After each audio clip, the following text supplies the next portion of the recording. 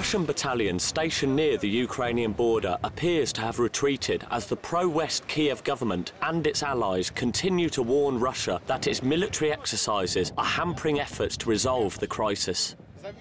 The Kremlin insists it has no plans to invade mainland Ukraine following the annexation of Crimea, although the US and NATO remain unconvinced following statements from President Putin stressing the need for constitutional reform and the protection of Russian speakers, mainly in Ukraine's east.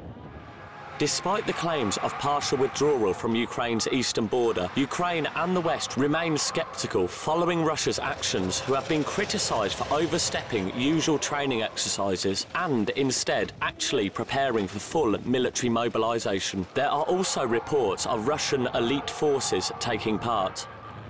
Meanwhile, the first shipment of Russian tanks has arrived in Crimea, cementing Putin's annexation of the peninsula. 10 modern T-72B3s have arrived at a station some 30 kilometres from the capital Simferopol, later to be deployed at military bases vacated by Ukrainian troops. Ukraine's National Guard has also been training. Watched on by interim President Alexander Turchinov, followed a parliamentary decision to bolster the country's defences.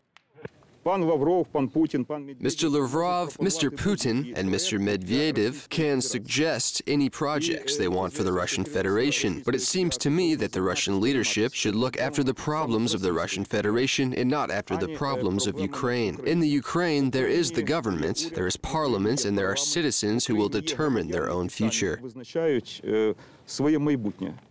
The troop inspection came on the same day that Russian Prime Minister Dmitry Medvedev led a delegation of ministers to Crimea. He promised to pour funds into the newly annexed peninsula so residents would see positive changes after Russia's takeover.